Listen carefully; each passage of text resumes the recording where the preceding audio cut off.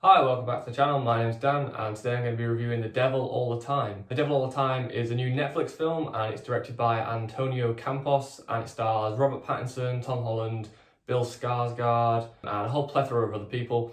And it's kind of a weird one for me because it doesn't really have a story. Now, it's based on a book which I haven't read, so maybe if you've read the book, you'd go like, yeah, that's what it's going for. It's just kind of about being in that place with those people, and it's just about kind of enjoying the atmosphere of it all. But for me personally, watching it just straight up as a film with no context from the book, I just sort of found it a bit directionless. Like, it just didn't have any focus. Like, it reminded me in a way of The Place Beyond the Pines, in that you kind of have a main character for a bit, and then you kind of move on to someone else for a bit, and then you move on to someone else for a bit. But for some reason with The Place Beyond the Pines, that worked for me. Like, there was a lot of suspense and tension, and I don't know, I mean, there was suspense and tension in The Devil All the Time, but something about it just never gripped me. It felt quite long. Like, I think it's 2 hours 20, and it felt even longer than that. It was genuinely a bit of a chore to get through at times. So personally, I wasn't the biggest fan of it, but with that said, I can't really not recommend it. Like, it's well enough made on every level, if you know what I mean. Like, the cinematography is nice, the score's really good, the performances are great. It kind of feels like a Coen Brothers movie as well, but with just a bit less humour. If you've seen the trailer and you felt like you liked the vibe of the trailer, then you'll probably like the movie. But even from watching the trailer, I kind of thought like, I don't know if this is going to be my thing. If it weren't for the channel, I probably wouldn't have watched it all. It didn't really kind of make me think, oh, that's something I want to watch, but it's the kind of film where I thought, well, I'll review it for the channel.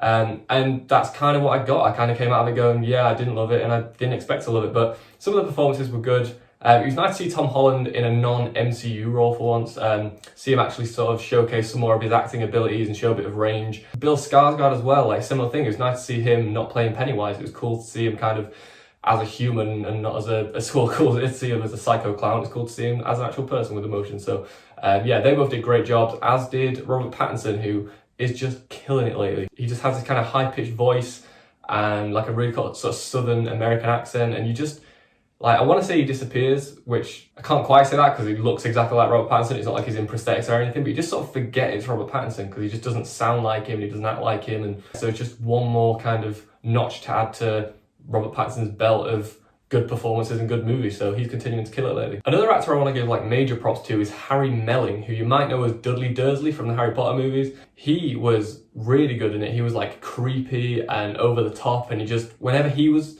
on the screen, I was more invested than when he wasn't. And I do wonder, because he was in The Ballad of Buster Scruggs, which was the last Coen Brothers movie, and as this movie feels like a Coen Brothers movie and it stars Harry Melling, I wonder if Antonio Campos watched The Ballad of Buster Scruggs and went, I want that guy in mine. So I wonder how much inspiration was there, but it does seem like it sort of draws some inspiration from that. And yeah, Harry Melling is honestly maybe my favourite performance in the film. He's just got this really creepy vibe about him, and he's just, it reminded me a bit of like Paul Dano in There Will Be Blood, or Paul Dano, I don't even know how you say his name, but it reminded me of that guy. He was just kind of crazy and over the top, and this weird like religious fanatic, which brings me into some of the themes of the film, which is sort of to do with, there's a lot of stuff to do like religion and the negative aspects of religion, and like when you take religion too far, or all that kind of things, like the dangers of like belief and faith and all that kind of stuff. And there's a lot of like religious imagery, like there's a lot of crosses and just general religious stuff. But one thing I didn't like about the film was, you know, it's all about religion and it's about like morals and right and wrong, and just, there's a lot of bad people in it, but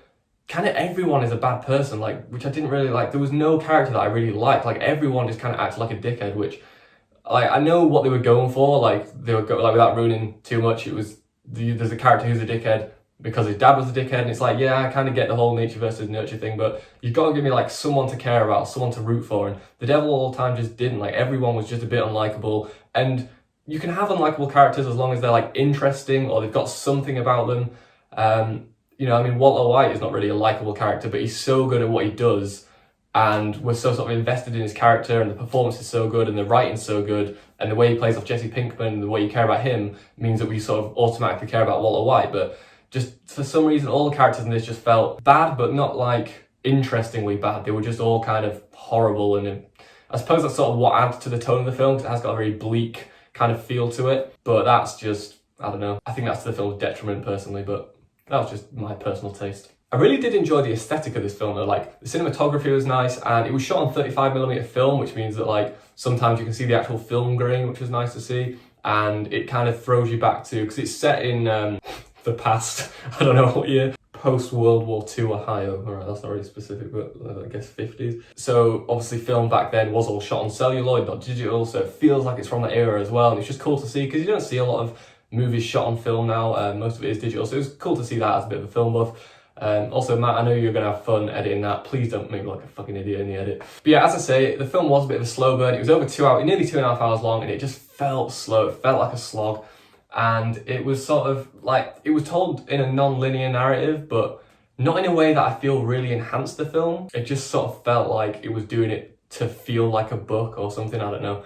Like I said, I haven't read the book, I don't know, this might be an absolutely perfect adaptation, or maybe it's not even a good adaptation, I don't know. I get the feeling it is a good adaptation because it does feel like a book, like there's narration in it where the narrator will sort of tell you how a character's feeling inside their head, which is something you don't need to do in film. Like, it's a visual medium, you can have the actor just express that through their face or even through dialogue, but they've got this kind of unnecessary descriptive sort of narration in there, which I can only assume, like, if this wasn't based on a book, I doubt that would be in there.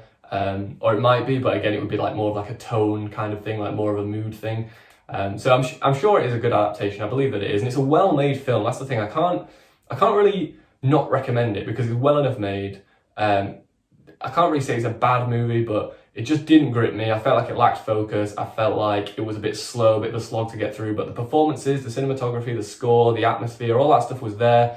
But it just didn't really have any direction, and there wasn't really any characters that I personally cared about. But with that said, watch the trailer. If you feel like you like movies with that kind of tone and that kind of atmosphere, then you'll probably enjoy it, but I just didn't. It's not really for me. I don't really like those types of films personally. So that's my review of The Devil All the Time. If you've enjoyed it, don't forget to like, subscribe, and share it, and get the word around and do all that stuff. I'll have a review of Bill and Ted Face the Music coming out very soon, so keep your eyes peeled for that. I'm going to be doing the Christopher Nolan movies ranked video as well, including Tenet, and that one might be with Matt. So I think we're going to go see the movie again, and then I think we might have that to you in the next week or two, we'll see.